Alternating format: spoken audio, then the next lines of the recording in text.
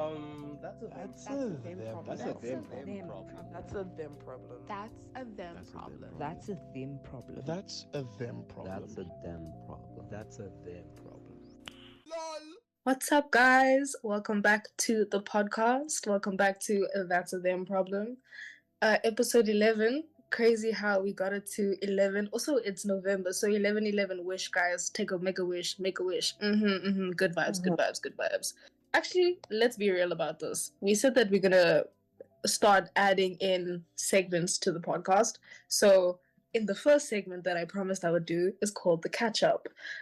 You know what the catch-up is, just like going through all the zoomies in my mind, what's been happening this week, what's going on. The world is still ending. People are still being ignorant. Free Palestine until it's backwards. What else can I say besides the fact that like life is just really tough for everyone right now?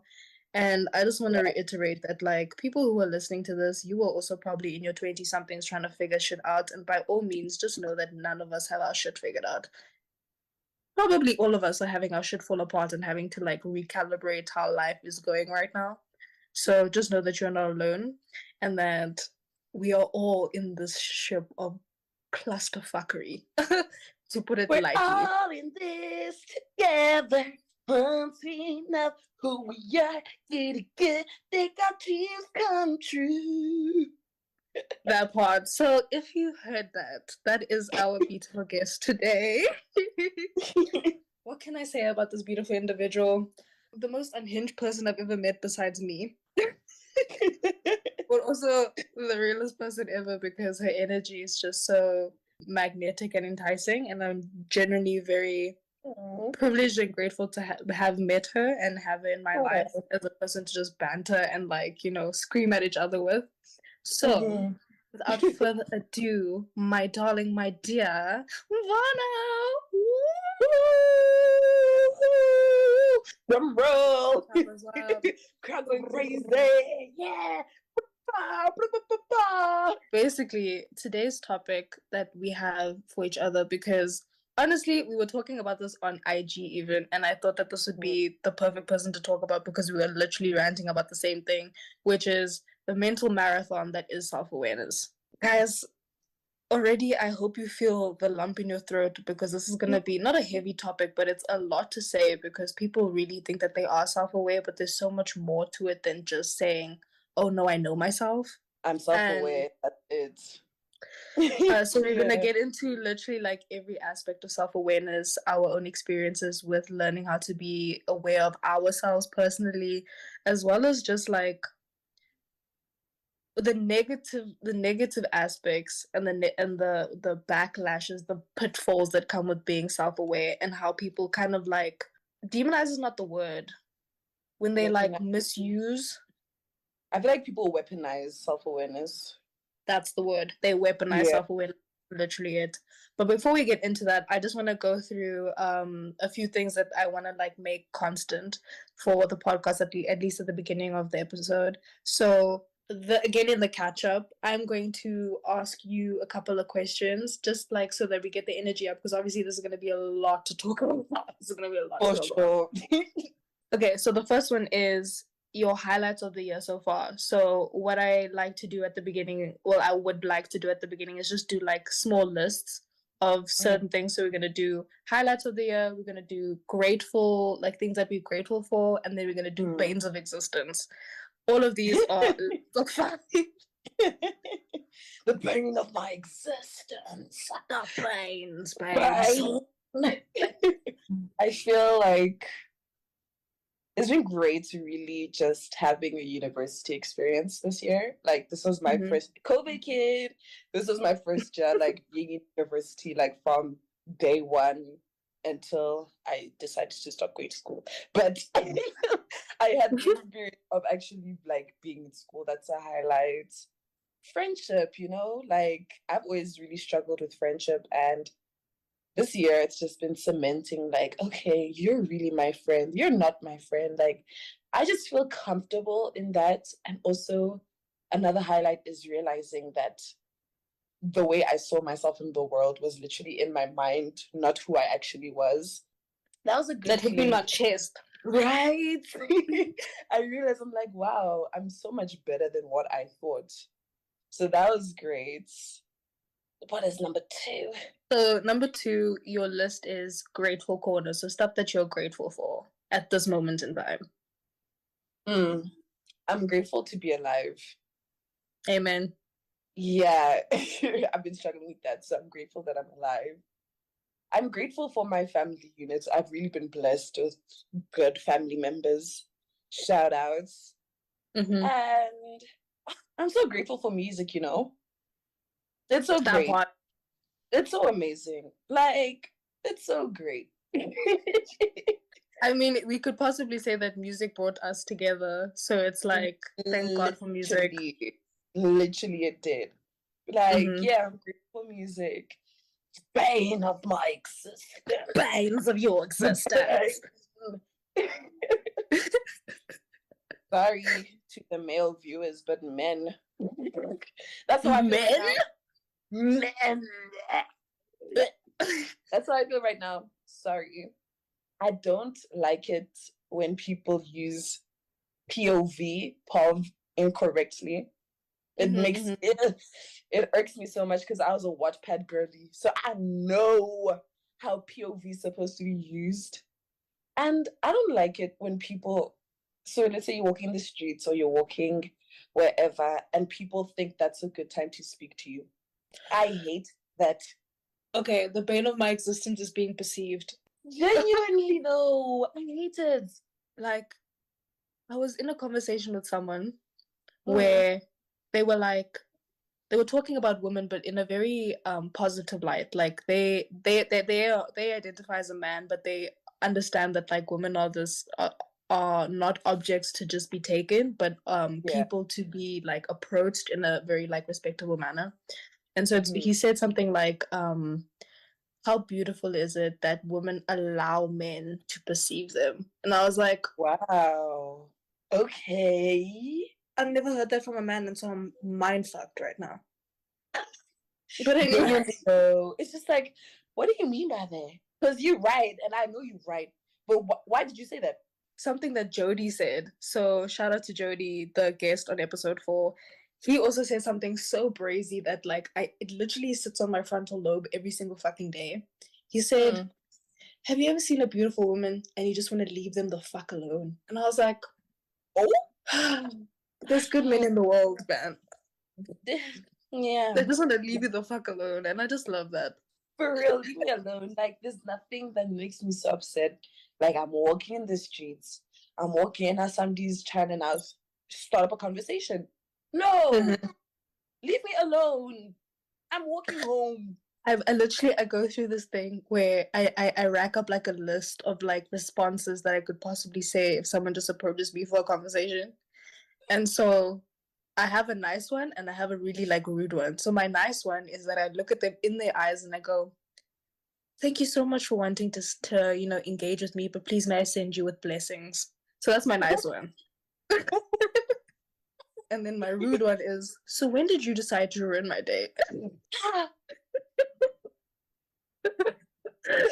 That would shock my existence. At least be like, oh, well, damn. I pretend like I just don't understand. So let's say somebody's like, hello, hi, how are you? I just look at them as if they're speaking something I've never heard in my life, and I continue walking. Like, that's what I started doing. I just pretend like I genuinely do not hear you. Like, Okay. Huh? Did you say something? Did you say something? Well, I look around like, who are you talking to? I know it ain't me. I know it's not me. I think in 2023, let's normalize making men feel extremely uncomfortable when they just want our attention. Like, I'm also getting into this thing where like, if people stare at me, I literally stare at them back until they break. I don't give a fuck. If I'm feeling like, you know, that chest palpitation thing where it's like, okay, look away. I'm like, I'm gonna hold it. I'm gonna be like, yes. I hold it. And I'll literally be like, eyes wide to you. Know that I look at you like, hello, hi. You're gonna stare, I'm gonna stare back. Because honestly, to me, staring is an attack. You're attacking me right now. Stop staring at me. You actually make me feel very uncomfortable. I hate when people stare at me. I remember in high school, let's say somebody would stare at me, and I'd be like, "Do I look like a TV screen?" The most high school comeback, be like, "Do I look like a TV screen? Do I look like Generations?" Not Generations, dude. Why are you staring at me? Jeez. Or especially if it's a man staring at you, you stare at them and you don't break, and then when they're still staring at you, you look like just here on their forehead. Like you just pan your eyes up just a little bit and just keep staring. I keep staring, but I feel like men just don't feel uncomfortable. I feel like that's just something for the most part they don't be feeling. Because I remember this one day, I've just decided, I'm just gonna catcall men today. I was like, I'm just gonna do it. And my sister and I are driving around, and this man was at the stop sign. So I rolled down my window and I'm like, "Hey baby, you're looking sexy." Does this man not say, "Oh, so do you want my number?" Hey, this is not what I thought was gonna happen. Do you know what I think? Men. That's what I'm thinking. Men. I have so much to say, but actually nothing. That's how I feel about men right now. Genuinely, I can't get over this, and I feel like this is the last time I need to speak about this situation. But I can't get over it. So basically, an ex-friend of mine, because after that cemented I didn't want to be friends. That's human, right? They go on a long rant on their WhatsApp status about how women are bad friends, and how. Oh, I know exactly who you're talking about because. Not tea being spilled on the podcast. Where it was like, if now it's going to be, I'm a misogynist for saying this. And then the end part was, now women are just going to use TikTok think pieces to tell me that I'm wrong. Then, Okay, I need a moment to calibrate my anger because I could fully throw my phone. And to me, that message is so funny because since when are you a good friend? Oof. Question number 1. When have you ever been a good friend to me besides when you wanted to fuck? Huh? Okay. Here we go with the list. Misogynist. That's literally top 3 personality traits of yours. TikTok sayings. I know damn well he's not saying that when literally in his speech you can hear TikTok sounds. It's incorporated in his lingo. So why are you doing shots when you are the same? It's like a sheep calling a goat. What? What am I trying to say? I don't know. It's like calling women sheep, but then he's in the herd. Literally. And I just remember I saw that message. I said, yeah, you cemented it. Because already I was deciding I don't like this person. And then they did that rod. I said, aha. You showed me exactly where I stand with you. You showed me. But anyways, I've actually been talking about that so much recently. I spoke about it on Friday when I bumped into him at balcony. And then I spoke about it I spoke about it with my friend, like literally after I saw the message. I'm like, girl, did you see this? And we both were talking about it. I spoke about it yesterday because I went live on Instagram yesterday. I'm speaking about it now. Like, I just can't get over it because the jokes write themselves. Like, let's integrate the topic of today. Self-awareness, darling. Literally, I was about to say, how is this segue? Because I was like, let's just say he lacks the most self-awareness. Because he doesn't know how much he literally fucked himself in terms of like having any female friends. He's now pronounced bitchless. Yes. Yes. Women aren't good friends, but you're not good friends to women. So what are we talking about here? What are we talking about here? I'm not a misogynist, but you go out of your way to talk badly about women. The only time you befriend women is when you find them sexually attractive. The only value you see in women is sex. Women are going to use TikTok sounds to come at me. Do you not speak in TikTok sounds? Why do I feel like he has Andrew Tate like video saved? Ciao. I swear, because it's like you're really an insult in the making, babe. And in the making, you're already there. Hey, let's think about it, because it's giving you an insult actually, and then your only saving grace is that women find you attractive too. Oh, controversial question I have for you. Yeah, I would say all incels are fuckboys, but not all fuckboys are incels. All incels are fuckboys, but not all fuckboys are incels. Yes and no. Let's talk Yes about and it. no. Yes, because I feel like a big part of being an incel is literally just looking at women as sex toys. Like, I do feel like that is like the main thing of it. And it's probably like people, like, that's just their only relationship they can see with women is sex toys. But I also feel like there's the category of incels for just very attractive men who just see them as sex toys. Then there's the incels who, hey, it's giving, you have shit between your ass cheeks. It looks like you haven't seen a shower in 5 million years. And now you became an incel because you're salty that you cannot be a fuckboy. So yes and no. And then I do agree that you can be a fuckboy and you can generally just not be an incel. That I agree with 1,000,000%. But with the incel, the fuckboy being an incel, it's a yes and no because it really depends on the incel themselves. Because some are attractive, some aren't. But also my thing is that like an incel who is a fuckboy can only be attractive for so long until they open their mouths. Man, y'all need to go back to like men's conference and talk about this shit because y'all are losing bitches left, right, and center. We are at this point where women just want to move in with each other and just live life without y'all. But we can't forget there's the Miss Doja Cats of the world who they want to appeal to the incels. So in this world, there will always be the match of the incel, the match of the woke woman. You have your parallels. That's just how it works. And that's why I've always found like podcasts, those Andrew Tate ones, so funny because the women that you want exist, but the problem is the women that you want don't look like the woman that you want. What you want are the baddies. You want these IG baddies. You want these girls that bust downs, but you don't want what is attached with that. So they're trying to attack women who are what they are attracted to so that their self-esteem is low enough to be like, I'll still look like a baddie, I'll still but I will act in a way that is correct to you, bold man. Yo, fuck society for saying that we must be molding ourselves for men. The fuck? What do What's they that give us stress? And mental illnesses and anxiety, STDs, itchy coochie, yeast infection, UTI. Superiority complexes, competitive complexes, using the vagina as therapy, weaponizing pussy as a means of communication,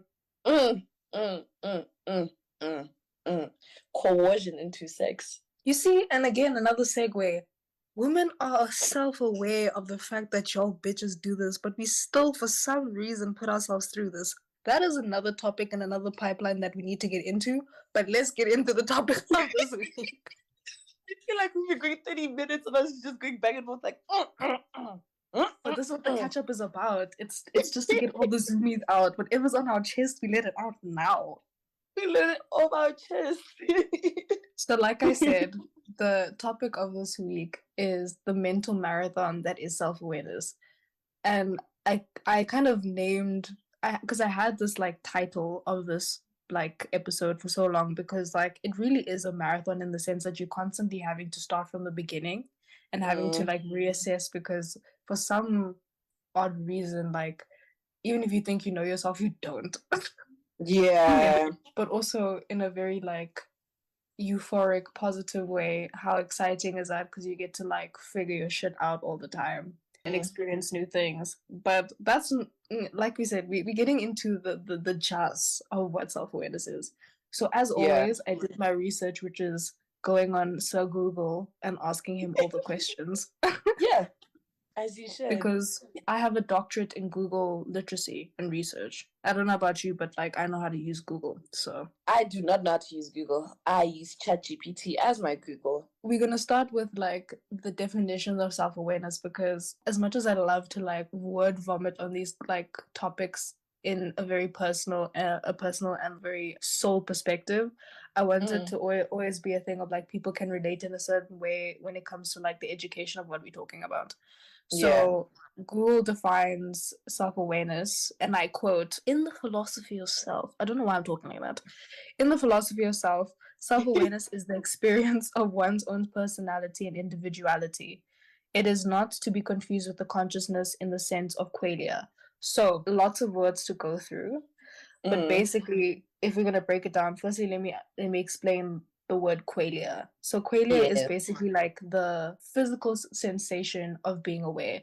So for example, when you go to like a concert and like the music makes you like get goosebumps, that's qualia. Putting your hands, like feeling the warmth of your hands over like a fire, that's qualia.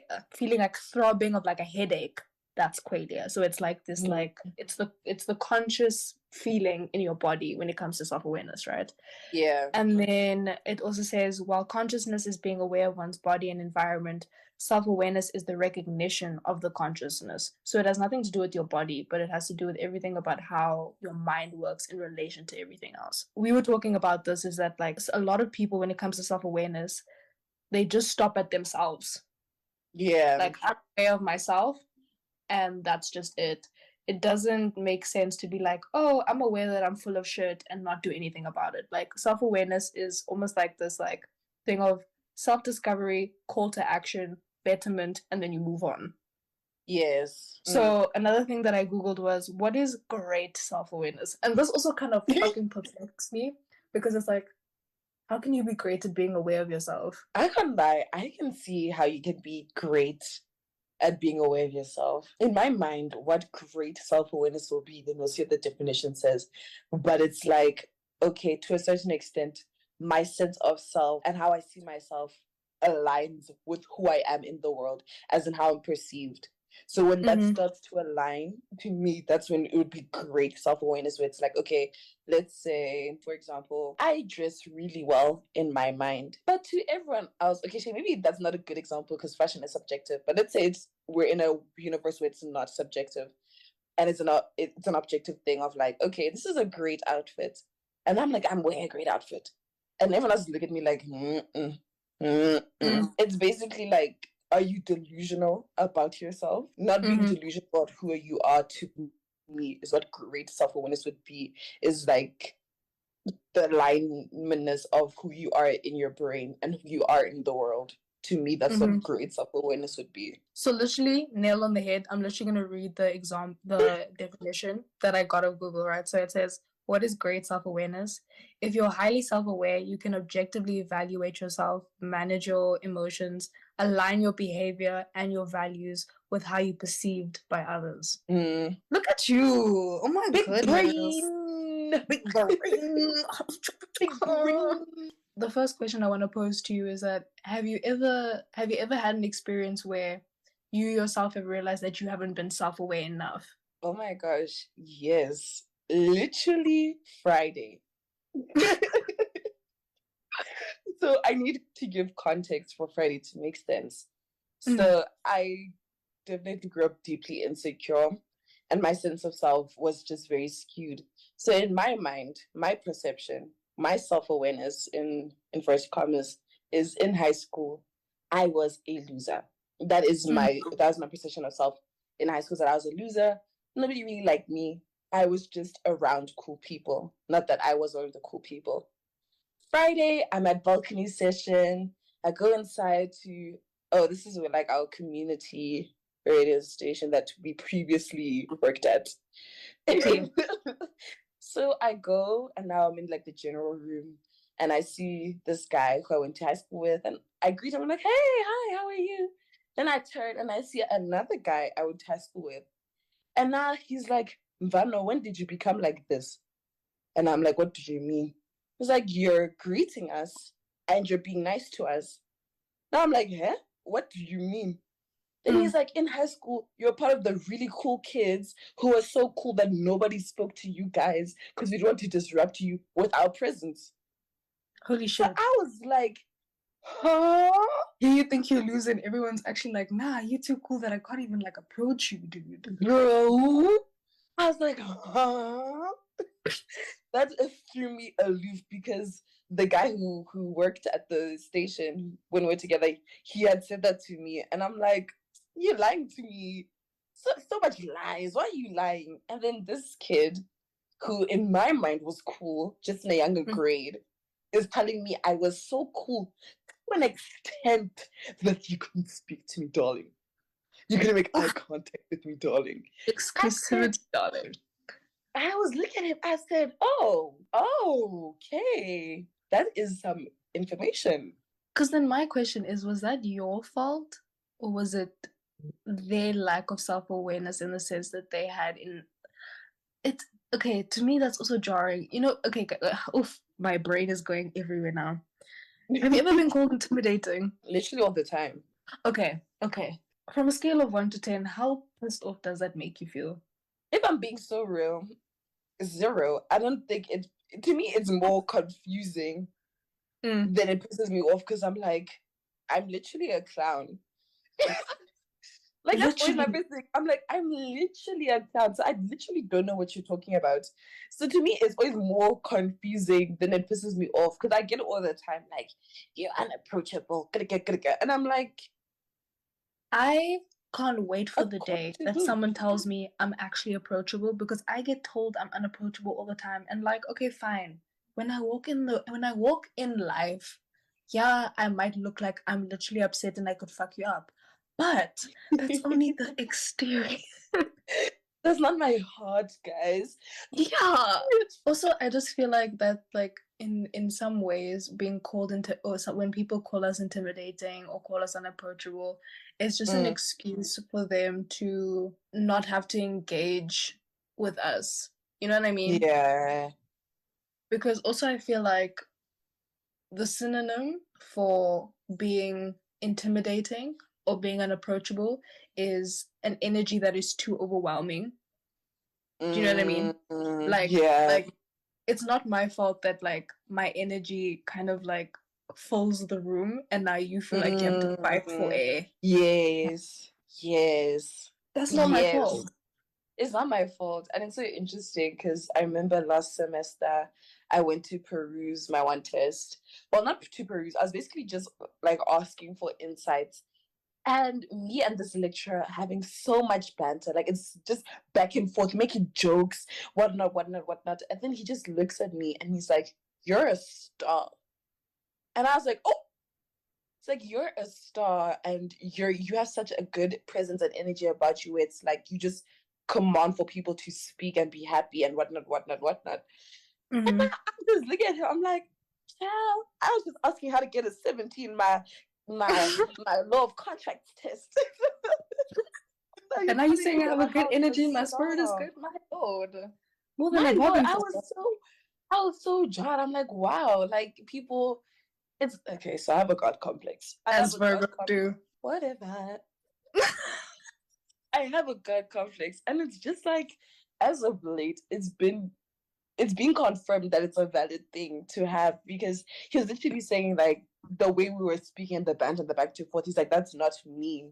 Like, that's not how I interact with people. That's just what you're calling forth from me. So you saying that it's a thing of we're intimidating just because of who we are, what we represent, just our beings, spaces. Yeah. It's just a lot. That's interesting. I've been getting that a lot this year. That's been a commentary I've been getting. It's just, How do I even start this? So at some point, I feel like I'm a little too self-aware that I've lost the sense of self and I'm aware of everything else, right? Because like, for example, last week I went to a shoot and she's been wanting to shoot with me for like a while, and this was the only opportunity. It's not that I don't like meeting new people, it's just that I'm very self-aware of the fact that I either come off too strong or that I come off too shy. And so for whatever reason, people either, are okay and like they can interact with that, or they just put off by it, right? Yeah. So fine, cool. I was really nervous because like it was the photographer, it was the stylist, it was the makeup artist. I basically hadn't met anyone. And like the time that we had together was very, very short. But like at the end of it, all of them were like, "No, you're such good energy. Like, you would go so far because you have such a good personality." And like in my mind, I'm like, huh? What? Like I don't think twice about what I give. if that makes sense, in a weird way. Like What do you mean, I'm give? so, as in like I'm too aware, or I'm too concerned. Let me not even say aware. I'm too concerned with how my energy makes other people feel that I don't even know what my energy gives. Like I don't even know, like when people say that I have a good personality, for example, I'm also like, oh shit, like I don't even know that like me just being the way I am right now comes off as like good. Do you know what I mean? Or like palatable Yeah. type thing. Or for example, on Tuesday after I went to go see Oba and everyone, like we Yeah. were like talking on the phone, and she was just like, I just want to say that like I admire the fact that like you have the ability to just bring people together, and I really admire that. And again, not aware Yeah. that I do that, We have but then I was like, I get that now though. Do you know what I mean? Like I'm aware because I someone hear else you. made me aware of it. I That don't is know. interesting. I was literally on TikTok because you know how the phones be listening to everything you say. Because Literally. after we were talking on Instagram about self-awareness, I got a video talking about when it's a therapist, and she's saying that the worst person to therapize, is that a word? Is the Yeah. people who are self-aware to an extent where they're like too self-aware, where it's a thing of like, okay, this is my problem. Let's say my problem is I swear too much. And I know that I have this problem, and this is how I'm going to fix it. And it's just a thing of like, it's ever growing because it's like I'm so aware of it. I know what I need to do, but I don't know how to actually put that in place. I'm in therapy, but it's like, how would it actually work when in your mind you know what the problem is, you know what the root of the problem is, you know how you're supposed to go about with the said problem. And that's just like, what's an interlude by Tyler the Creator? What you chase is what you become, I think. Yeah. And as of late, I've been thinking about that a lot. And I'm like, it's so true, hey? Like, low key, what you try to avoid is what you become to a certain extent, of course. It's that tell-all tale of like, you know, that old stupid narrative of like children being like, I want to be nothing like my parents, and then they end up being their Oh, parents. They try so hard to go left that they end, it's like a yes, horseshoe thing. They go so far left that they end up at the exact same place. yes. And like that whole thing of like a therapist saying that it's hard to therapize people who are too self-aware. I am one of those motherfucking people. I am too self-aware to go to therapy. And also it doesn't help that I have a fucking psychology degree. So what are you gonna tell me that I don't fucking know? Bro, we So now what? peers. We're peers, and I'm inside my brain. So what are you gonna tell me that I don't know? It's basically looking at each other and being like, we know the same knowledge, so now what? Spider-Man. You wanna What does play, that mean? you wanna play Scrabble? And I feel like people don't talk about how, so of course, to a certain extent, how detrimental therapy can be. Emphasis on can. I'm not trying to, like, I don't know how to say it, unmotivate this, whatever. Prove I'm going from therapy, but like going to therapy can really like mess up your sense of self, who you think you are, and whatnot, whatnot, whatnot. Because I remember I went to therapy this year. I stopped going because I didn't resonate with the lady. Maybe, yeah, no, I didn't resonate with her. But she was basically, I was saying like how I'm feeling very depressed, right? But it is in my nature to be a very happy person. Like that is my default setting, is how I like to say it. Like I'm a very, wow, gonna.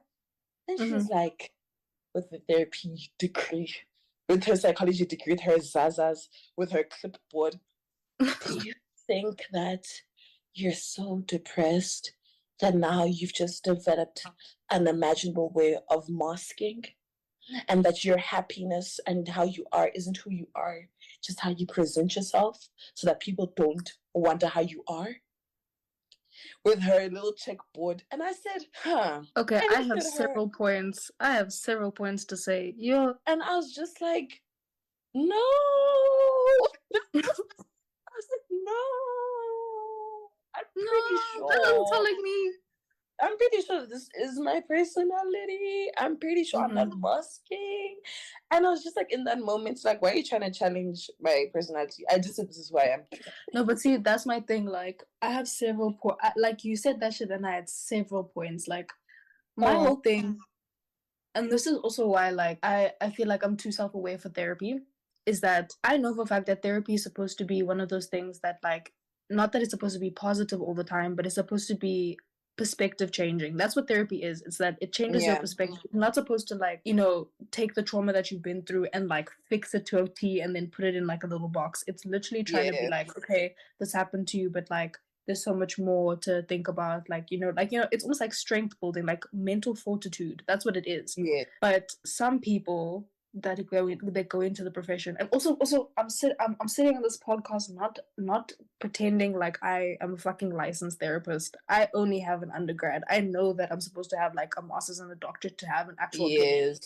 But at the same time, it's one of those things where it's like some people get into this profession to quote unquote help people, but go in with their own perspectives of life in general. So if you're a fucking nihilistic ass person that wants to be questioning everything with like a very, not a dark side, but a very like why type of like perspective, you're going to influence what you're helping, and you're not really gonna like make them feel better. Do you know what I mean? Like there needs to be a certain level of like not detachment, but between you, how you see the world and how you're trying to help other people see the world outside of their trauma needs to be completely different. You know what I'm saying? And I feel like people just abuse that. People, it's one thing to be like, yeah, I want to help someone and be a therapist, but it's a different thing to be like, I want to help someone because I have the capacity to outside of my own struggle and my own perspective.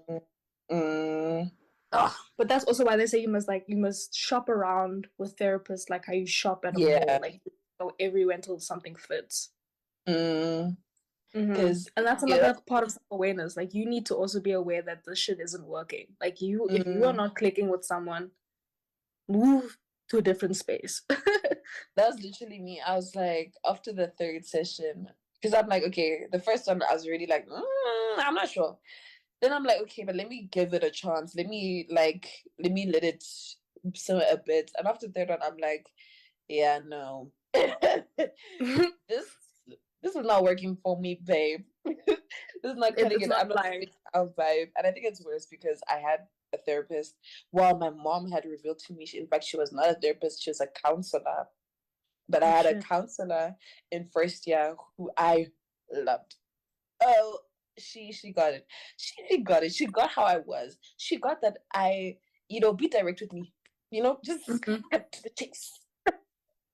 What you see. And another thing where I was like, wow, she kind of like altered my sense of self. But for me, in that regard, it's been a very positive thing. Was in general, I tend not to be a person to get angry. And I'm working on that now. Because her words started resonating with me a lot this year, more than in first year. But she was basically saying that my lack of anger isn't because I've mastered peace in my life and that I'm just such a preserve my peace person. She said the reason why I don't get angry is because I don't see myself as somebody worthy to defend. Fuck, dude. Bro. And that why did that hit me in the soul? Wait, whoa. Okay, carry on. Sorry, I just need wow, that's funny. She said my lack of anger isn't me mastering peace. It's me not seeing myself as ready to defend. And that really just was like, what? That was so mind-boggling for me because in first year specifically, that's when my sense of self really started developing and becoming a thing. And I was like, yo, I love myself. I got a God complex. Bow down, bitches. That was me. And she was basically saying, you don't see yourself as worthy of defending. And I was like, It's one of those things where okay, so the person that I think I am, now this truth that is, this thing that is clearly true because it's hitting me deeply, needs to be now reevaluated with why I think I am this type of person. Yeah. Okay, listen, this is my psychology brain. Please bear with me. This is me trying to psychoanalyze the situation. But as you should. in a weird way, it's like having like a God complex. Okay, again, this is me just going rambling, putting things one and one together to make two.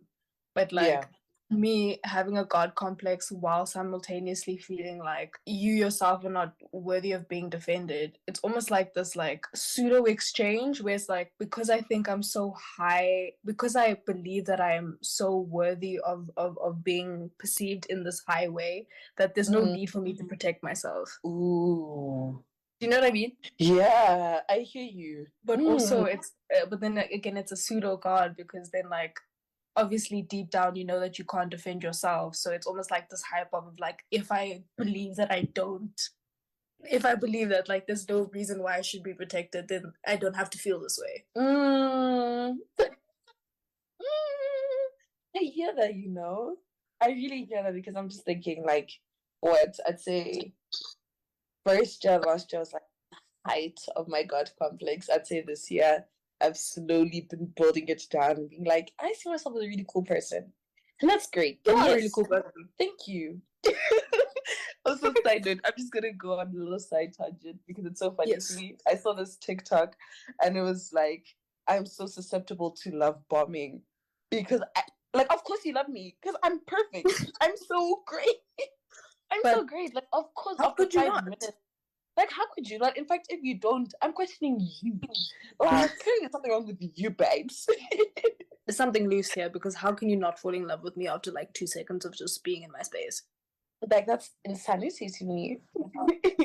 But onto the thing of like, you seeing yourself in inverted commas, you see yourself as so highly, but you can't defend yourself. It's like with my God complex, I'd say it was more of like external validation, because people don't talk about the transition of being ugly, inverted commas, being ugly as a child, and then being hot as like a young adult. That Oh, dude, that pipeline needs to be studied so bad. That switch up is insane, because it's really like out towards people being like, wow, you're so beautiful. And I was just like, yes, you see me as I am. But I was realizing like, maybe physically I saw myself as so great, but like who I was as a person, that needed a lot of work. So I'm hearing what you're saying about it's that pseudo thing of like, you see yourself as so great and you're getting everyone else, at least how I interpret what you said, is like you get everyone else to validate that, you get everyone else to do that work for you. But at the root of it all, it's like, do you truly see yourself as this? It's almost like I love getting into this topic, because again it's almost like gender as a performance, right? Everything is a performance. If I perform confidence to you, if I perform a baddie, you know, like unfazed complex to you in a way that you believe it, you're probably going to validate that because you also believe it in a way. Do you know what I mean? Life is so complicated. Jesus Christ. It's so complicated because, you know, that whole thing, that's kind of like, I would say I forced myself to be confident. Like, you know how they say, if you like lie to your brain enough, if you lie to yourself enough, if you hear a lie enough, eventually you will believe it. And there's a stage, it was, I think it was grade 11 or matric. Like, I just look in the mirror, I'm like, you're very beautiful and you're very smart, to the point where I started believing it and started actually being like, yeah, that is true. That is who I am. So it's like that self-awareness of, I lied to myself to get to this point. So am I just living out a lie right now? Or but am also, I actually is it really a lie? Is it really a lie? Because like, looking at yourself in the mirror and being like, you're beautiful, you're smart, like that's already there. Do you know what I mean? So is it really a lie, or is it just like reaffirmation of an inner belief that you already have, but obviously it's been distorted because of how people treat you on the outside and have made you feel? Yes. Do you know what I mean? Like, because I'm literally on the same tip as you, the whole pipeline of being like basically quote unquote like the duff of high school, like transitioning into like varsity where you're perceived so deeply by everyone and everyone has a compliment to give you for some reason. Yeah. And then also having to grapple with the fact that like, okay, cool, before people would not ever comment on how I look. They would only comment on like, oh, I'm funny, oh, I'm this, I'm that. Yeah. And now extra like there's this extra layer of like, okay, now I have to learn how to digest compliments without feeling like, firstly, it's a joke, because also that's something that I used to experience too. Yeah, where it's like in high school, if someone was calling me pretty or beautiful, it would always be followed by either a laugh after or like a punchline or like a, oh no, I was there to do something like this, because again, I was not quote unquote perceived as beautiful back then. But for some reason, because I'm quote unquote perceived as attractive, whatever, I have convinced myself that when people compliment me and perceive me in that way, that there has to be a punchline, that it's not true. Like in my self-awareness, that is like, to me, when other people say that I'm whatever, it doesn't sit. You know what I mean? I have a very odd relationship with compliments, you know. So grew up in the Instagram era. I used Instagram as like a self-worth meter. The amount of likes I got, that's how great I am. Then I think it was grade 9, I deleted my Instagram account and I was like, you know what, I'm gonna put me first, you know, I'm gonna be the one telling myself that I'm pretty. I'm gonna be it's gonna come from me, it's gonna come from inside. But that became toxic in extent where like when people would compliment me, I would attack them and be like, I don't need you to tell me this. I know that I'm this. Oh. Like I'd just really like go off on people and they'd compliment me and be like, excuse me, I don't need you to tell me this. Or I'd be very dismissive, like, okay, thanks. Shut up now. I'm just when men say that to me because like I don't need men to tell me that I'm beautiful. Please just leave me alone. I'm a sucker for male validation. I hate to say it. And you're gay too, so how does that make sense? I hate to say it. Like, I'm a sucker for it. Just hit different. Back to the bane of existence, men. Anyway. Okay.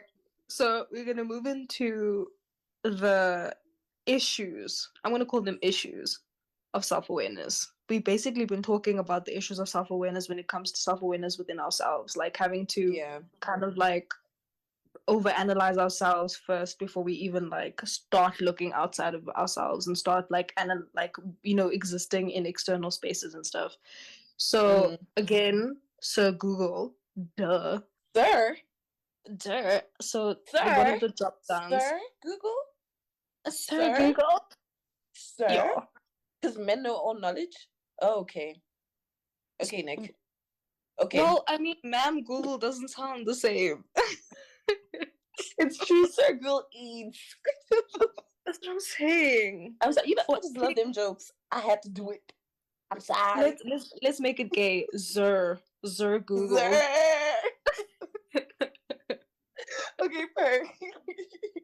So Zer Google said, so there's a drop down, and the drop down says, what are the four? So they give 4 even issues of self awareness. So the 1 is blaming others. Number 2 is being disruptive to others. Number 3 is being overtly self conscious. And number 4 is limiting your experiences. Yeah, what a way to sum up. Because I would have made a list of 10 saying the exact same fucking thing that they said in 4. Right? I'm thinking the first point, though, I wouldn't have thought of it. What was it? What's the first one? I remember I heard that. Blaming others. Blaming others. See, I don't know if I would have thought of, like, those specific words, because when I talk about... Actually, yeah, that depends on... Because every time I think of issues of self-awareness, I just think of people, like, using their self-awareness as a weapon. Where it's like, I'm aware that I'm a gaslighter. Take me as I am. I'm aware of it. I'm okay with it. And I've accepted that stuff of me. Why can't you? Bro, I'd rather sit in my hands and clap than listen to that shit, for real. So I always just think now, that makes sense. Like, you're blaming other people. It's like, I've acknowledged this about myself. It is what it is. Because I said it on Instagram, like how I feel people just think self-awareness is just acknowledging something about yourself. But like, that's just what it is. It's like, okay, I'm a tall babe and I'm aware that I'm tall. That's it. I feel like that's how people look at it, where it's just self-awareness is just facts about yourself, not necessarily a thing of like, oh, this is something about myself, this isn't a good thing, this is something about myself, this is a bad thing, this is a good thing, this is a bad thing, this is like this is a whatever. I feel like people just leave it at, oh, I'm this. Silence. It's like reading the dictionary and just looking at the word and not reading the description. Yes. Don't you love my metaphors? What the fuck? No, that was great. That was great. Maybe you should make like t-shirts of just random sayings, you know? No, I'm trying to make like a almost like a dictionary, but just of like metaphors. Ooh. Yeah. You should do that. Is she an author? the thing that I was saying earlier is that like self-awareness is not, like you said, it's not just a fact that exists in the air. It's it's a fact plus a call to action plus a means to be better. Like it's a process. Like there's steps of self-awareness. It can't just like, bro, just saying I'm tall is basically a thought going through your head like I'm hungry. Like it doesn't have that much weight. It's just like, you know what I mean? It's a passing thought. Whereas like self-awareness is literally like what exists in the present right now, not in the ether. What exists now that's actually like here. Do you know what I mean? Yeah. Also, let's look into like number 2, being disruptive to others. Again, it comes back to what you said about like weaponizing this idea of self-awareness, is that like by you saying you're a gaslighter, you're already putting other people in very compromising and very stressful and like traumatizing like positions. But again, your call to action is just to say, but that's just who I am. Like self-awareness means that you know that your behavior is going to affect someone else, and also at the same time, like self-awareness is also realizing how that could affect someone else, not just fucking acting on it and being like, oh, I did that. Like, well done, you can fucking name things. Like, hey, yo, and that example I gave you is basically something that I experienced, where it's like my ex, right? We had an argument, and then afterwards, I just looked at him and I'm like, oh my gosh, you're a gaslighter. Then he's like, what's that? And I explained, it's XYZ, XYZ, XYZ. Nick, no joke, he looks at me and he's like, oh, that's not that bad. oh, I need a shot. What the fuck? He looked at me and he's like, oh, that's not that bad. And that was that. That was that. And I was like, okay. So making someone believe that their version of reality is a lie is not that bad. Jail. I jail. Back to them immediately. And luckily for me, I have a lawyer brain. Like it was easy for me to clock. I'm like, you trying to outdo the doer, babe. You can't outplay the player. What are you doing? Outplay the player, babes. But I remember that moment. I was just like, wow. Wow, you're now aware of a character flaw. And your response to said character flaw, which is actually a really big deal, guys. Like, social media, the pros and cons of things, it lets you now find out new information you wouldn't have found out elsewhere. But now it also, the con of it is now they deduce problems. They reduce it to like easy to consume things, right? Because I'm just thinking like also like how now we're in an era where everyone's calling everyone a narcissist. And it's like, just because you learned this term of a narcissist doesn't mean that you have the credentials to say that somebody's XYZ. Everyone wants to be a psychologist because they have TikTok now. Everyone has a degree, apparently. Everyone has a degree. But I'm just thinking, I'm like, that's crazy. Like, gaslighting is very damaging. And he just was like, oh, thanks for pointing that out. Acknowledged. Yeah. And the thing is, like, what you said about, like, people calling everyone like narcissists and stuff like that now is that like people think that all of these experiences are in like a vacuum, and so they just happen in one space and they only have one type of thing. But guys, like, I just want to say, this is going to sound very like perplexed, and this is my one semester of philosophy coming in, and also because Jody taught me this word. But like life is just a series of like phenomena, and having any experience regardless of it is like a phenomenal. Oh, drag is all over the world. It's a phenomenon. It's a phenomenon. Literally. Sorry. But like, no. I was there right with you, dude. But like all of these experiences, like narcissistic personality disorder or just having traits of narcissism doesn't happen in a vacuum. It's a phenomenal. Basically, to a person, it's in their own experience as a phenomena. It only happens to them. It's not a consistent type of thing. It can be studied as like some type of trait, but like it's subjective like experience, if that makes sense. Yeah. That's what's hard to diagnose people, guys. Nothing happens in a vacuum. Everything's not just black and white. Like there's so many things that to it. And also I think that when it comes now we're going back to like the issues of self-awareness where it's like being overtly self-conscious is that like you can't break yourself down into these like facets that like are perfect little blocks and then call yourself that, because again like you are a phenomenology. Fuck this fucking word. I want to try and find Zer Google, because now I'm very curious because I've never heard of what you're trying to say. Phenomenology. You said what? Phenomenological. Okay. So like, what the fuck was my point? Wow. The phenomenon of the phenomenology, which is the phenomenon. We said about how like things don't exist in a vacuum. Yes, and I was saying that you can't break yourself up into these perfect cues because your whole life is a phenomenology. Phenomenological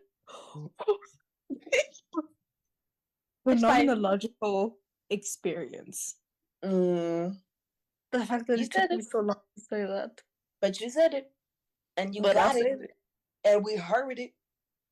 Shout out to Jody for teaching me philosophical. So cool.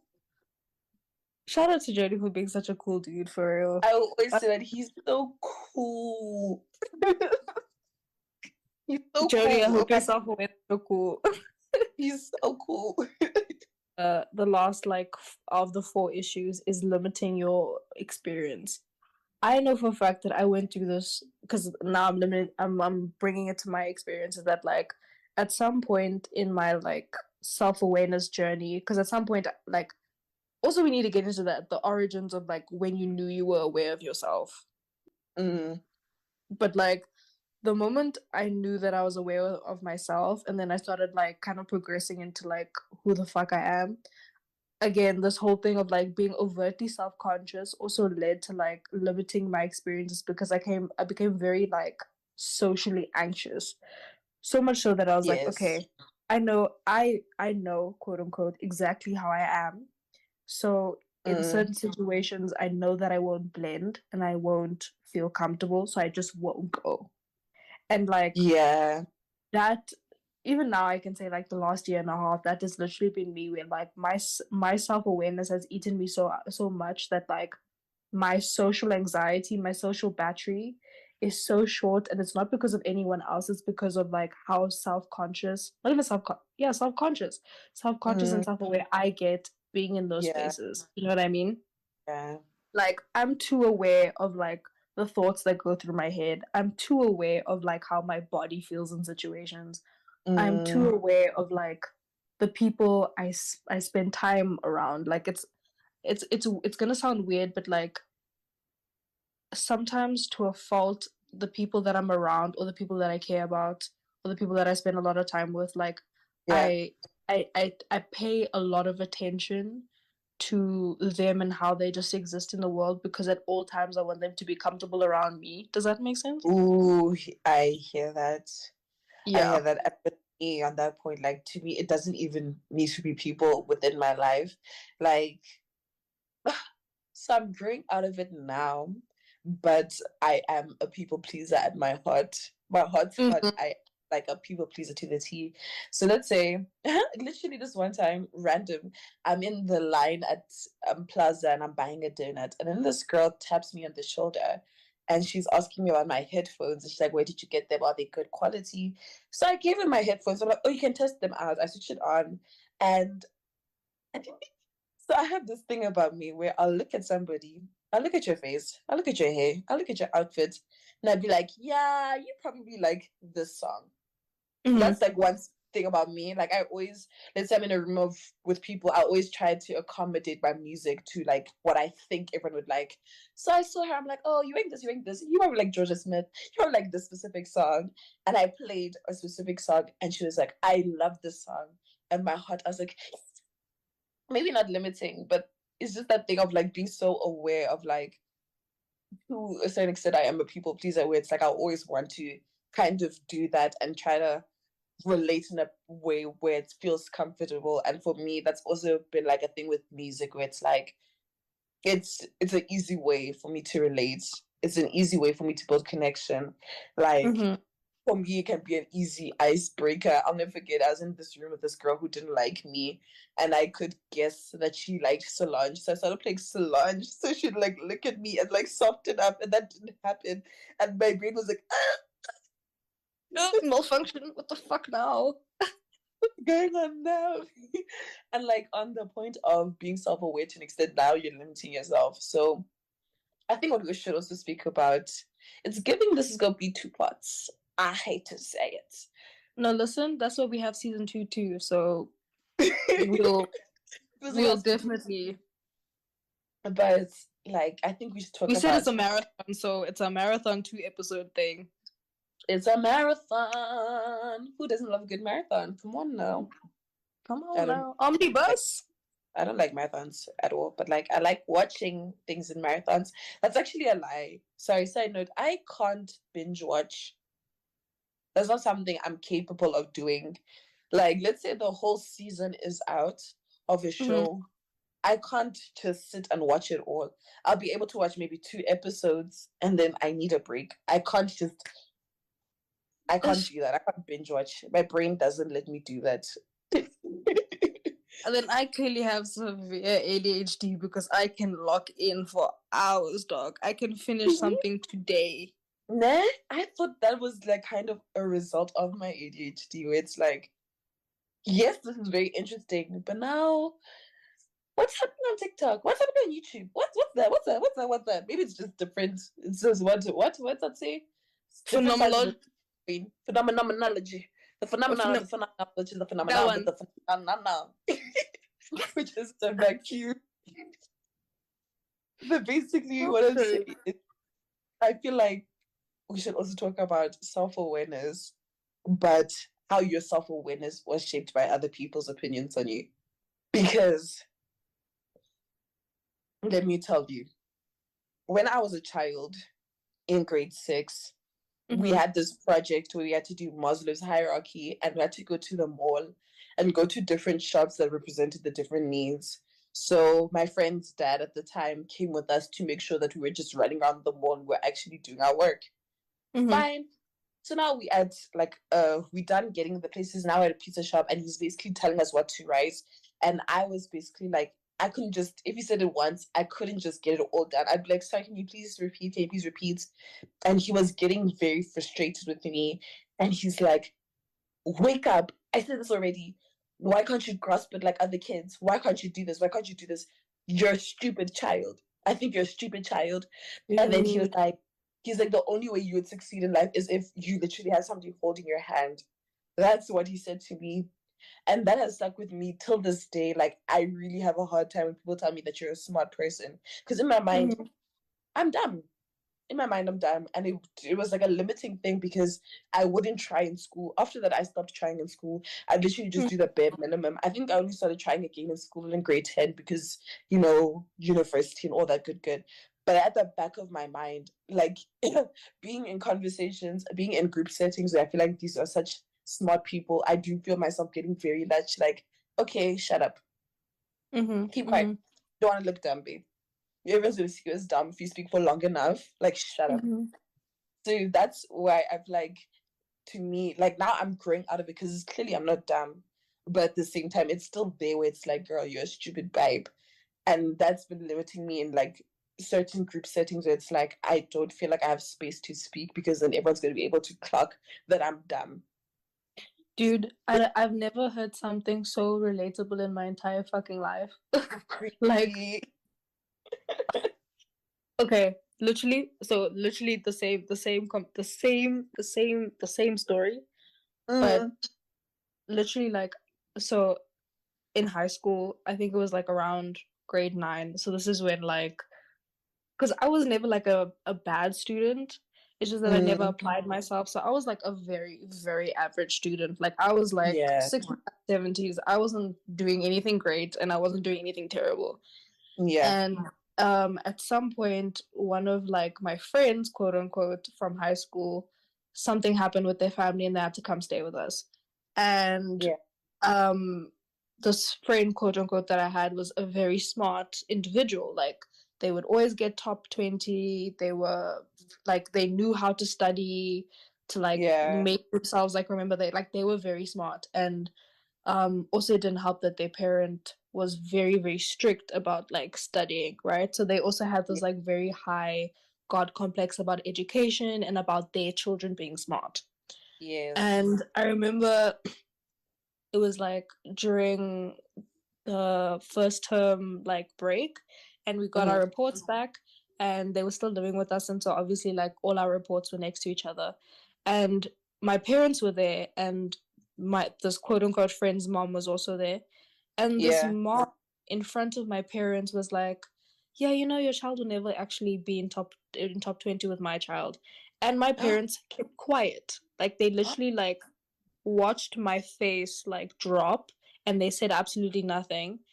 And like that was the first time I felt stupid. Like I never, you know, it's so crazy. Like you never noticed bad things about yourself until someone brings it out. Pointed it out. Like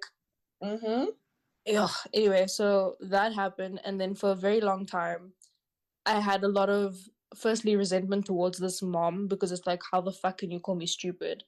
But also I had a lot of resentment towards my parents, because I'm like, you let this lady say something like this to me. And at the same time, it sticks on my frontal lobe. But the problem, not the problem, but the thing that I did was that like, I was so motivated to prove this, and I'm gonna call her a bitch wrong.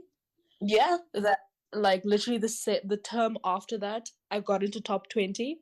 Wow. And she said nothing. She said absolutely nothing.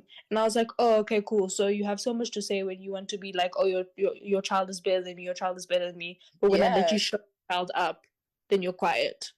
Oh, okay. Oh, okay. For me, it was the opposite effect. I think it was also because of age. I was probably like 11, 12, and it was like a parent, some big authority figure. Like for me, it was the opposite effect of like, well, damn, so why am I trying then? Like this parent is telling me, I keep in mind, it wasn't like just some random parent. Like my parents and that man, like they were kind of friendly. There was a relationship there. Also, Nguni people, can you talk about how your parents know everyone? Goonies know everyone. So interesting. Like if you're Xhosa, your parents know every single Xhosa person, and that's just how it works, in my opinion. But anyways, like they were related, so it's like they were like it was a trusted figure. And I remember some time had passed. Now it's grade 7, and we got our reports, and he was dropping me off home. And I guess it was tradition for him was like for the kids to open up the report card and just say their marks to him. So now he's asking me about my marks. And like you said, like I wasn't like a excelling student, but I didn't fail either. Like most of my marks was just like 65, 63, 62. So I'm saying my marks, like I got 62, I got 63, I got 69. And then he's like, so why are you just an average child? Because you're just average. You're just saying a lot of averageness. And I was just like, well, damn. Nothing, Nothing was good enough. I was just like, well, damn. I have so much to say, but I also have nothing to say. You know, when your brain's like it's loud, but there's no words. Right. It's just like, what the fuck? Just a lot of nothingness, but it's a lot at the same time. Like it's just a lot, because I remember that moment. I was just like, I didn't say it, but I'm thinking, I'm like, babe, I know you're not coming at me when your child failed technology. So we spoke about the issues of self-awareness. So now we're gonna talk about, again, Google, another drop down, which is like what I would call like the fundamentals, like the pillars of good self-awareness. and like healthy progressions of self-awareness. And I actually screenshotted this because like I actually agree with this. So Google again gives us a number of pillars and foundations, and their numbers like 5. So the first one would be, obviously, when it comes to self-awareness, actually being aware of yourself. So like, I am this person, I exist in this body. Then it's self-regulation. So again, it's like, okay, I'm in this body, I feel anger, I need to be able to regulate that. Then third one would be social skills. How am I able to communicate that anger to other people in a healthy and productive way? Yeah. Fourth would be empathy. Like, how can I communicate my anger while simultaneously being empathetic of the fact that this person might take this in the wrong way, right? And then the last one they have is motivation. So again, I guess it would be the motivation to have the social skills to explain and communicate anger or whatever the fuck. So it's almost like this like whole of, again, it's what we were saying, is that it's a process. It's not just a fact that lives in the air. It's this like call to action to be communicative, be empathetic, have social skills, be able to regulate, be able to motivate why and how you feel a certain type of way. Do you know what I mean? Do you have anything to add on that? Like, when it comes to like the foundations besides those 5? I feel like the balance between self-awareness and awareness of how other people see you should be a pillar of it, because you don't want it to be a thing of now you're just looking at other people's perception of you to now be like, okay, this is who I am, this is what I am. Like, finding that balance to me would make good self-awareness, where it's like I know the balance of who I am and how I'm seen in the world and how those two coincide. I feel like that would be another good pillar. It's just that balance of being self-aware should be more up. If it was a scales thing, like let's say it's like a 70, no, that's not numbers that I like. 60, if it's like, is that correct math? 60-50, 60-40, 60-40. Guys, I'm being low, ne? Plus, I don't do calculation. No, look, I'm an art student. I don't know what the fuck math is. How's math, babe? Plus, square same. 60-40, where it's like 60% of your own self-awareness and then 40 of how you in the world. It's like finding that ratio of where it's like none of them are overpowering, where it's like I'm so self-aware, where it's like when other people tell me something about myself, I'm like, no, you're wrong. But it must be a thing. Like, whatever somebody tells me, then I'm like, oh, then I must be it because you see it. Finding that balance to me would make for good self-awareness. Do you know what I also think it is really? Is that like it's practicing how to discern between what you know is true versus the projections of other people. So like, again, that balance between like your own self-awareness versus what other people perceive yourself to be. So if like you already know intrinsically in yourself that like I'm a very empathetic and caring person, and someone tells you, oh, you're so caring and you're so like empathetic, you'll be like, actually, thank you so much, I and then in yourself you're like, yeah, I agree. But then it's one of those things where like someone comes to you and you're like, actually, you're fucking tart. You can look at them and be like, actually, I know that I'm not, so like, it is always like a underlining thing of I'm so scared that people are going to see me as dumb that when in new settings, like I'm not the one to speak. I don't know if you realize this, but it took me so long for me to start chopping to you for real beyond work. I remember you told me a story about how like you wanted to talk to me, but you were like shy or something, and then the only thing you could say to me was like, you look like FKA Twigs. Nick, you don't get it. The way I was standing in that corner, I'm like, just say it. Just say it. It's okay. Like, just go, man. Like, nothing's gonna happen. Nobody's gonna slap you. Like, just say it. Like, I was like, okay. And I spoke and I smiled and I walked off and I went home and I was like, oh. But also, dude, like, at that, like, this is me like almost like padding and like concluding that feeling, right?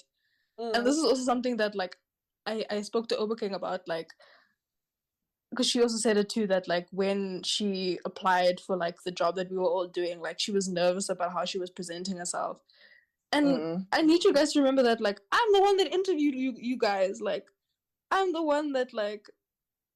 You don't get how nerve-wracking that interview was. You don't get it. You don't get it. It's just 3 people staring at you. Judging No, your 3 people staring at you and only me talking.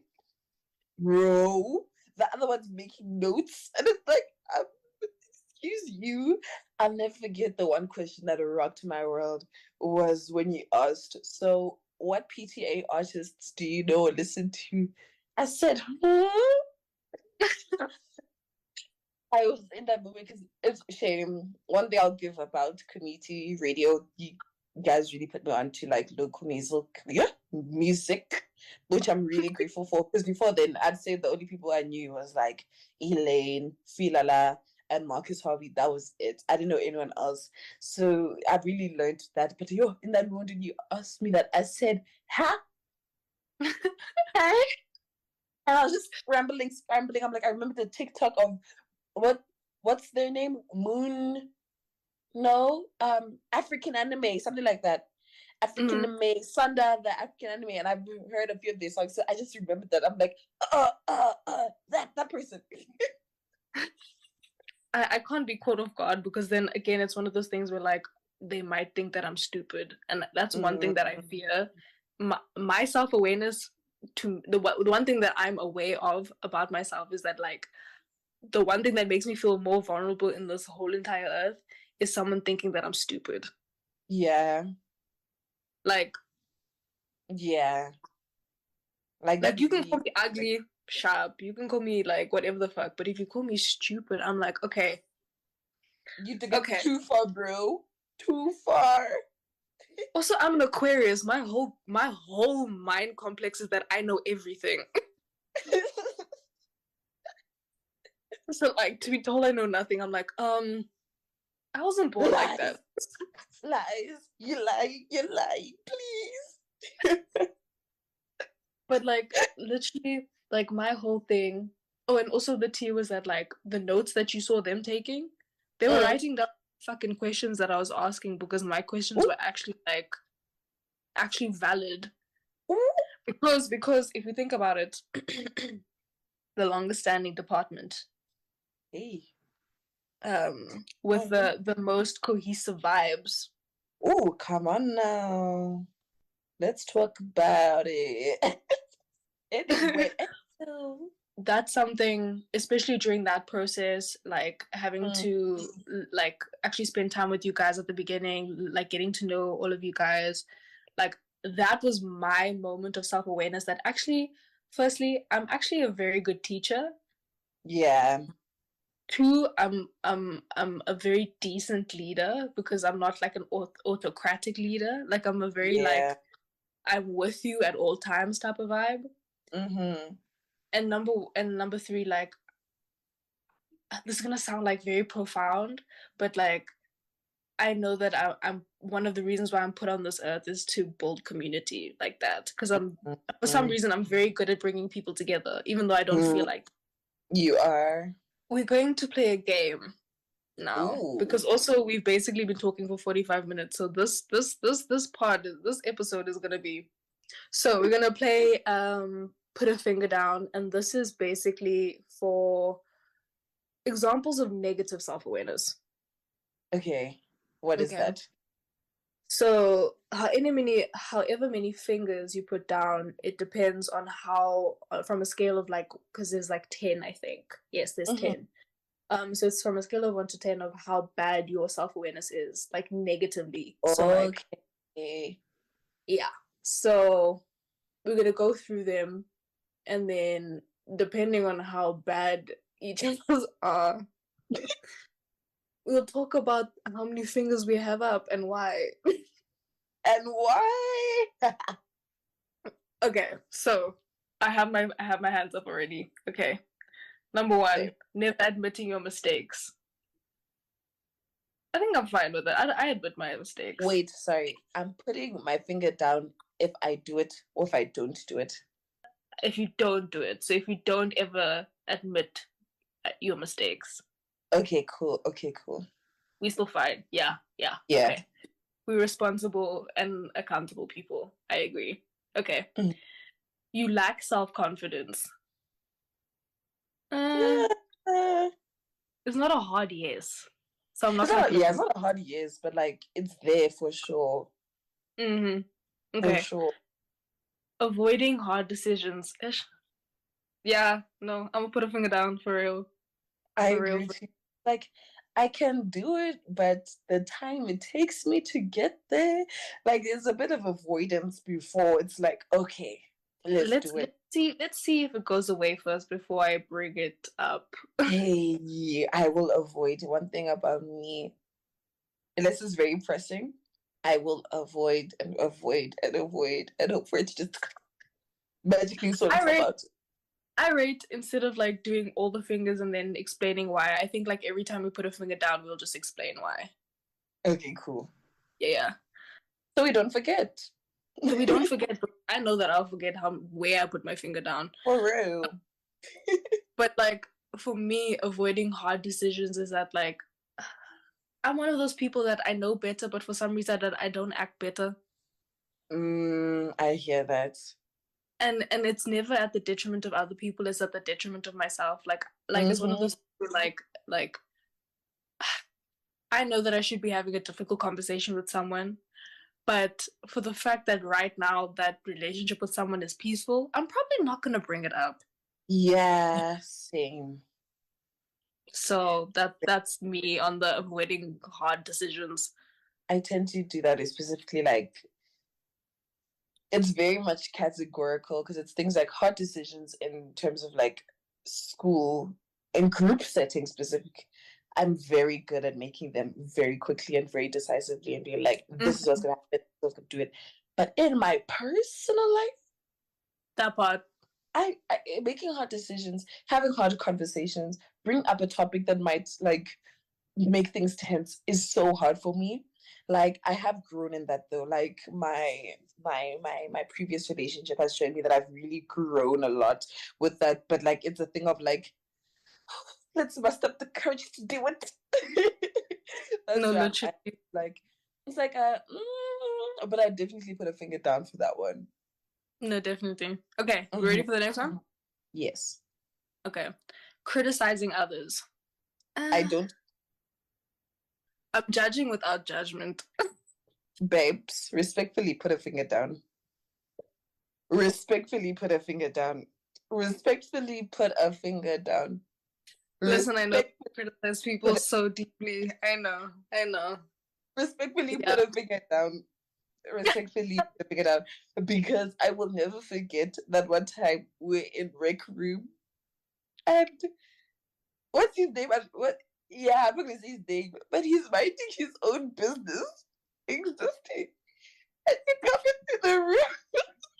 So you wear the same outfit. I've just realized I'm aware that I'm an asshole. Okay, fine. No, not even respectfully. I put my finger down with force. Fuck. Because I think with me, I'm very like it's fashion police in my brain. It's personality police in my brain. It's like I'm really my thing is it's just in my brain though. Like I have to be very, very comfortable with you to do my criticisms aloud. Like one thing about me, that's why my cousin's one of my favorite person in the world because I know I can be an asshole with him and we'll have a blast. Like we will drag people for foot together and I love it. But you need people like that so at least like the energy is put out somewhere. Because imagine it's just here the whole time. Yeah. Hey. I always think I'm like if you could get arrested for thoughts, it's over for me. If people had billboards for their thoughts, I'll be cancelled.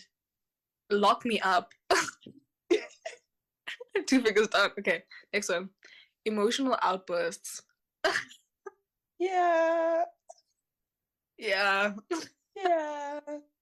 Yeah. So just like because probably the like if you're listening to this, obviously you can't see the visual, but both of us only like on a hand of 5 fingers, we only have 2 up right now.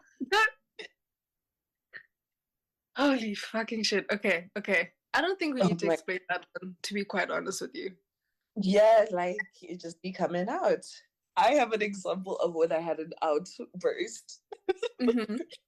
Funny enough, I don't know if this was everyone's high school experience, but like I went to a high school where they literally made everything a meme. You cried, somebody's recording you crying. You had an outburst, somebody's recording you having an outburst. I literally have a video from that day. So what had happened was that week, it was in grade 11 and I had this thing called soap. So I was like the director of our play and it was 4 marks. And basically my cast members were just not on top of their things. So I was just very stressed out that term of school. Now me and my friends are just having random conversations there. And we're just saying what people assume our ethnicity is. Yeah. Then I was saying people always assume that I'm Venda. And like people speak to me in Venda. Now all my friends are like, nah, I've never seen Venda people just speak to you in Venda. Nah, I've never, like that's not a thing. And I have my scarf tin and I have a plastic fork, right? And I'm just like banging my fork on my scarf tin.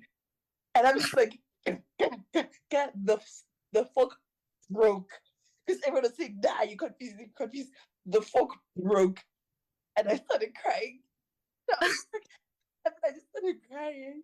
And now I'll send you the video after we're done with this. Now there's a video of me crying. And I'm just like, that will always be my example of like when I had an outburst. Because not the fork breaking, child. Not the fork breaking and then me breaking off to the fork. And so just like... What was the straw on the camel's back? The straw was the fork was the straw. No, the fork was the piece of straw that broke the camel's back. Literally, because I just started crying afterwards, and it's like that topic of discussion did not warrant that behavior at all. But I was just so fed up. That's it. I've never cried. Well, that's not true. Because I have been crying as of late. But back then, that was the most I've ever cried, was that term of doing soap.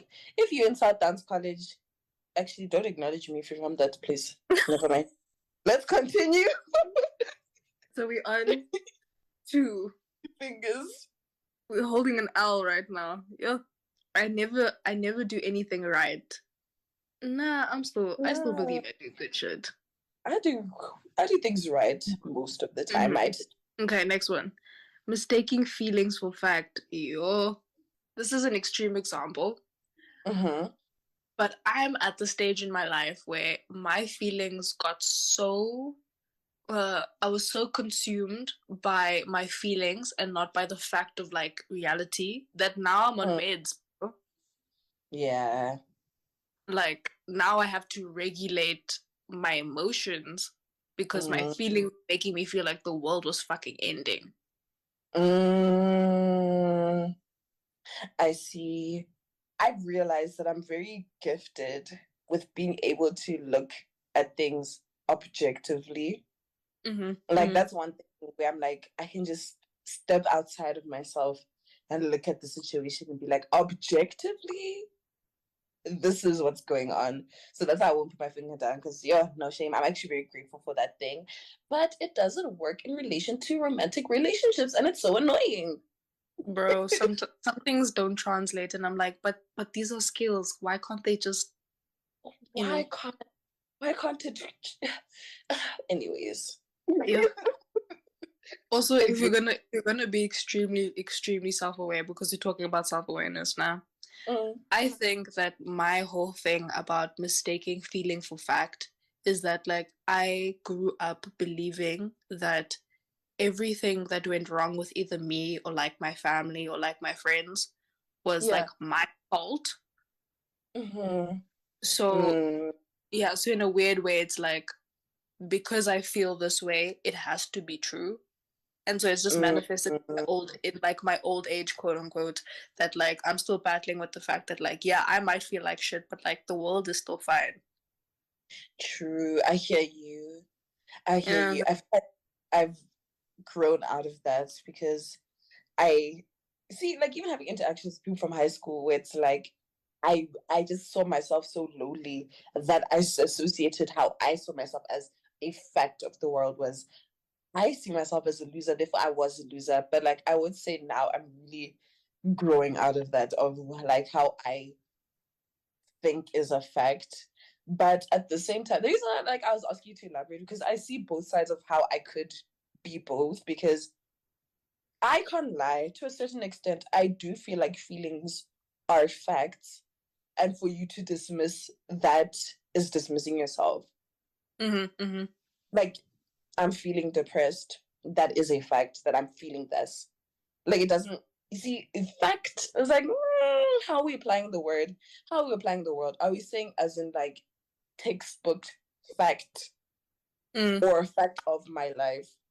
Because how I feel so is a the fact one of my thing life. that like I balance that is that like to me fact is like a permanent thing, right, that has been like consistently proven and is unshaken. So what I do is that instead of like calling my feelings fact, which obviously, like you said, if you don't call your feelings fact, you're kind of like invalidating how you feel. But then rather saying that my feeling, like the fact that I'm depressed, the fact, right, that I'm depressed is rather that like I am feeling depressed and it's very valid because of what it is right now. Do you know what I mean? But like the sensation of well, not the sensation, but like the situation and the circumstance in which I feel depressed in is not fact. Okay, I see. Okay, so now I'm definitely gonna keep my finger up though then because I do feel like I can distinguish feelings with facts. It's just sometimes it gets a bit muddy, but overall, Now keep the finger up, girl. Okay. I pull it at L. Oh wait, I'm on a thumb. Fuck. You had thumbs up, babes. Yo, I'm almost halfway to a to negative fucking self-awareness. Jesus Christ. These Okay. questions are incriminating. That's the problem. That fact. Yeah. This game, basically, this game was just for us to realize that we're full of shit. For real. Self-awareness of being broken. Anyway. Hey. That was too deep. I'm so sorry. For real. For real. Fuck. Okay. We have one, two, three more. Okay. You always need to be right. I'm going quiet because again, my Aquarius complex requires to be right all the time. But I love to be proved wrong. So I'm gonna keep my thumb up. Okay. The reason why I'm keeping my fingers up is because, like, for the most part, I think I'm right. And you're gonna have to prove that I'm wrong. So doesn't mean I just put my finger down. I'm thinking after I said I'm like, because for the most part, I do think that I'm right, but like, it's not a thing of. When I hear people say I'm right, I hear it as a thing of like, there's no space for you to prove me wrong. Like this is it. Like I'm right, and that's it. There is nothing to it. Whereas with me, it's like you have to prove me wrong, yeah, because for the most part, I'm always right. Put a finger down. Put a finger down. Literally, I was in a perusal today because I got my mug back, and I'm like, these people marked my test wrong. Like they actually got me very confused. I get to the test, I was wrong, and I said, "Oh, that's awkward. I didn't expect this." Not anticipate this. Yeah, no, put that finger down then. But I really do shame. Yes, you have to fight. We have to tussle. But I really do give people the opportunity to prove me wrong. I don't love being proved wrong though. I will just say I don't know because I'm right. That's my thing too. Is that like majority of the because I don't think I'm right all the time, but majority of the time I am right, and I'm always open to people firstly criticizing the fact that I'm right and trying to and like proving that I'm wrong, but also I'm open to always learning. Like the whole thing of like the thing was like what's the one that we had here where it's like I know everything or some shit like that? Like What was it like? Hey, sheesh, that's some time ago. Oh, you always need to be right. So it's literally the same. It's the same thing we're on right now. But like, it's like I'm open to also learning so that I can be right the next time. If that makes sense.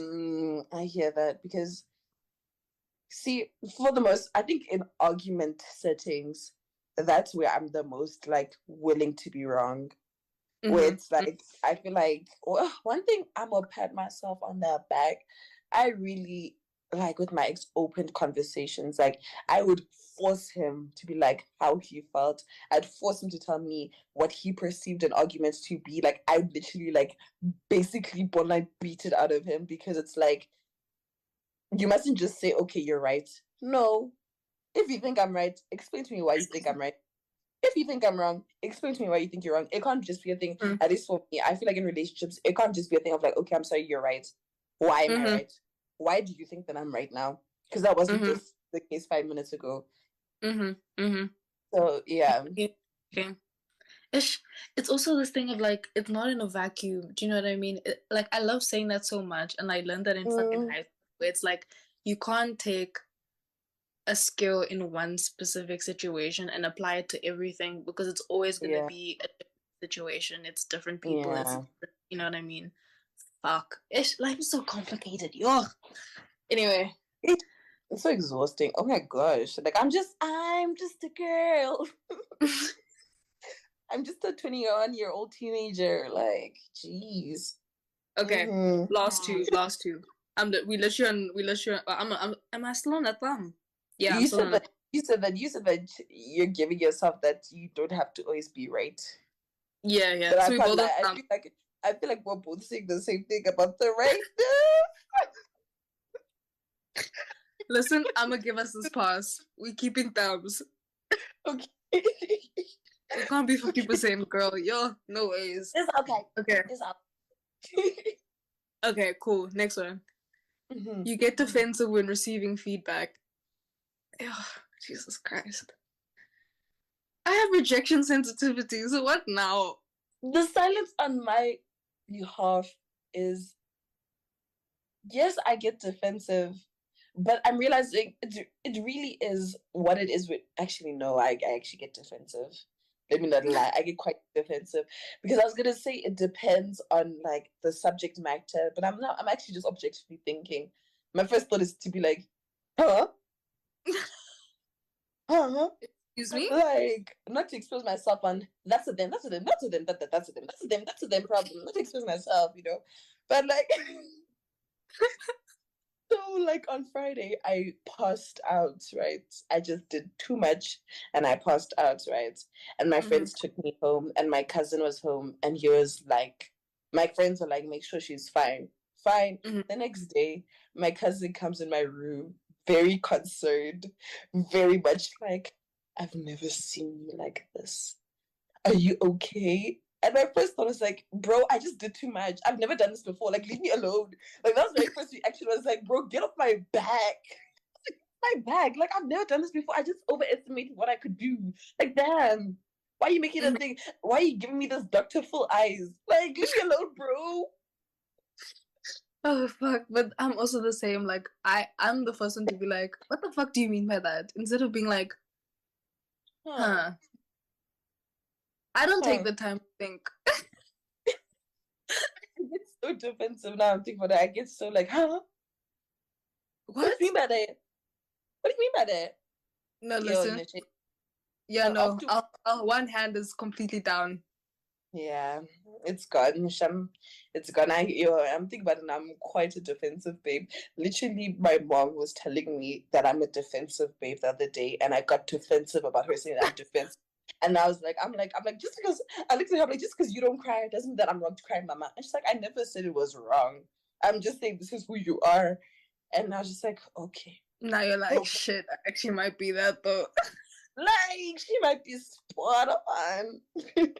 Lol, isn't this a therapy session on how to be self-aware? And it's so funny because I would say I'm so self-aware. Like, I would describe myself as quite a self-aware babe.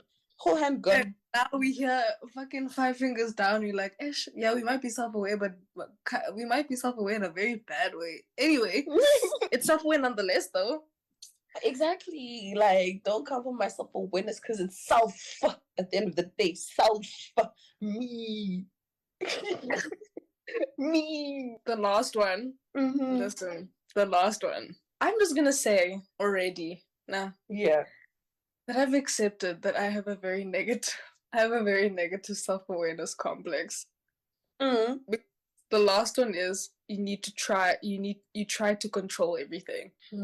I don't have that problem, you know. I think to my detriment though is my one where it's like I can acknowledge I can't control things. Like things are gonna happen, everything's gonna happen. But now it's kind of like now I'm to the extent where it's like, I don't really have control over everything. So what's gonna happen is what's gonna happen. And like I'm not like proactive of things that I could really change.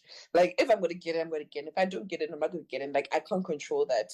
So for me, it's like at my own detriment where it's like I can't control this. So like why am I even trying to control it? So for me, it's to my detriment. Yo, dude, I'm completely the opposite. I'm a person that like I wake up and I make a checklist and I put boxes next to what I need to do, and if I don't tick it, I'm like I'm going to fucking scream. Control for me only like really jumps out in group work settings. Like for the most part, I'm pretty chill, but group work really brings out the micromanager in me. It really brings out the control freak in me. Like my excitement. I'm the person in group assignments where like I'll give us all deadlines. So it's like, so last year I had a group assignment for my politics module where it was basically like a whole semester long thing, and I created like a timetable for us. So it was like every second Friday you have to hand in your work at this time. And when people wouldn't hand in their work 5 minutes later, I'd call them like, "Hi, I noticed your work isn't in. Why?" For this year, like, I was like, "Hi, I've noticed you didn't give me your work. It's 8 o'clock. I said 8 o'clock. Now it's 5 past 8. Hi, I've noticed you didn't give your work. Why?" I remember seeing a screenshot of you like basically grilling someone, being like, "Yes, no, but why I was so justified. Let me explain. I'm very justified. I'm so justified in that thing. The thing is, you know what, Nan? Yes, I'm a micromanager in group work. Yes, I become a control freak. And yes, I kind of sometimes start reading people's work and just changing it because I think they're stupid. Yes, I can acknowledge that I can become that person in group work, right? But see, this is where the rightness is coming. Because I'm always right. I'm never wrong. And people always attack me because they're mad that I'm right. Facts. That's always what happens. But this specific thing, right? So I have a group assignment for my dialect module, and basically the whole assignment was us creating an interactive resource. So we decided our thing is going to be match the cards, right? So we had our assignment was basically like us as we had to answer specific questions on conduct. So already my group members acknowledged that I was a micromanager because firstly they're like, okay, Mvano is going to be the one to delegate who's doing what. That's how it started already. So I gave everyone their work. Fine. Now, shame. I will say I was wrong for this, but I said, okay, guys, by tomorrow night, no, 2 days, like 2 days, in 2 days night, you need to give me your work at night. But I didn't say what time at night. So on the day, I'm like, okay, guys, sorry. Around 5, I'm like, guys, at 8, please give me your work. Now this guy is like, a gang, because we were friends, acquainted. He's like, dog, can't lie. This is not going to be possible for me. Keep in mind, Nick, we do the same modules. We have the same tests to write. So I know how much time he has for everything that he's talking about. So I feel, I'm so embarrassed. I really lose my mind in group works. I sent a voice note and I'm like, you're acting like I don't fucking know your schedule, bitch. We both have the same things to do. And I know you have until this time. So this assignment is due before everything else. So stop playing fucking games in my face and give me my work now, right? So he doesn't respond to that voice note of me just chucking rage, bro.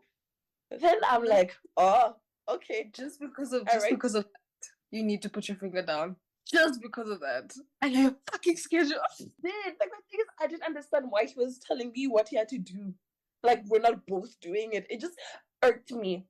Then he doesn't respond 10 minutes later. I'm like, okay, you know what? That's perfectly fine. Finish the work whenever you have the chance, and you will make the cue cards, and then you will send them to Rebecca. 1 minute, okay, I'll get on to the work now. That is literally the screenshot I saw, and I was like, "Hey, you fished here." You're not gonna play games in my face. And I ate it. We got full marks for that group assignment. And you know how they always say you need a white girl in your group so things get done. I was the white girl. It was She a copywriter manager, babes. yeah. Beyond group work brings that out of me. But other than that, I wouldn't say I'm a control babe. Like, if things don't work, they don't work. And it's to my detriment, except in group work. That's why I think group work has shown me the probability of me being a leader in my life is very high because I always end up being in that position. But it makes me fear the people who will be under me because of how rawr I can be. But the problem is I don't get rawr unprovoked. You must have done something for me to now go. You know what it is? You're like me in terms of management, like, and I think that's what like it will make your situation easier. Is that like just choose people that have the same amount of drive and passion as you. Because, for example, let's take our situation and how certain people fell off because hey. And the thing is, like, I know for a fact no one saw me go raw until those moments. Yeah. Because again, myself, okay, maybe it's not my self-awareness, but like in my perspective, everyone is a competent person until proven otherwise. Yes. And until it's proven, then I'll be like, what the fuck is actually going on right now? For real, samesies. I'm allergic to stupid people. I'm allergic to people who waste time and tying everything in. I'm allergic to people who aren't self-aware. I hate it so much when people aren't self-aware. It really irks me. Like, I can't explain it. The way it makes me so angry when people just are not self-aware. Something that really irks me is when people say, I apologize. To me, it's the most corporate, it's the most impersonal, it's the most dismissive way to ever apologize to me. To me, it feels like you just saying this, so it's like, okay, I apologize. Now let's move on. It's so insincere, and it's like one of these days I'm going to slap. See how big my hand is. For the people who've never met me and realize I am 5'10", which is 178 centimeters. I'm a thick babe, and I have big hands. So for the average South African, a slap from my hand, aye man, your whole face is covered. For the average South African, your whole face is covered. That means you're getting knocked the fuck out, boy. Bro, you see, the only reason why I don't fight, two things. One, I don't know if I can fight. And the thought of losing a fight is wild to me. Like, why am I putting myself in a position to lose a fight? And two, I think people look so ugly when they're fighting. And personally, I'm not going to put myself in a position to look ugly. Holy fuck. Okay. So, guys, it's clear that both of us are 60%. On the scale from 1 to 10, we had a 6. So it's a 60% a chance of negative self-awareness. I hope that you guys are playing along and seeing how many fingers you put down. I would say if your fingers are, if you have like 4 or less, then like you're pretty good. Like you're pretty good. No, they're not good because they're not good because they're lying to themselves. So they lack the self-awareness to acknowledge their faults. It was a trick question. If you have less than what she said. Yes, if you have less than 4, you're lying. You're lying. If you have between 5 and 7, you're probably normal. And if you're at 10, seek help. Immediately. Thanks. Or actually no, either seek help or like smoke a joint. True, I wish. Other than that, guys, I hope you enjoyed this episode. I would love to thank Mvano for, spending time with me, talking about this. The conversation was incredibly. This is your time to shine. Is there anything you want to plug? Please tell us where we can find you, my love. Social media makes me anxious, so no. Mvano Yawa. MVANO.YAWA, but like I literally never post, so you're not missing out. You're not missing out. If anything, if you haven't had the pleasure of being in this incredible woman's presence, then had it to you guys. Lol. Bro, I'm so sorry. Sorry. You're not privy to day. Like, it's okay, man. But like I said, I just wanted to say thank you for being on the podcast. Thank you so much for spending your time here. Guys, the prompt for today, well, the prompt for this episode that I'll leave, well, the question that I'll leave at the bottom of this episode will be, what is your number from 1 to 10? What is your scale of self-awareness from the little test that we did? Let me know down below. And obviously you can catch That's a Them Problem on literally every streaming platform wherever you find like podcast, because we finally got that RSS feed. And like I said, visual episodes will be ready probably by episode 15, so get ready for that. And until next time, bye. That's them problem. Bye.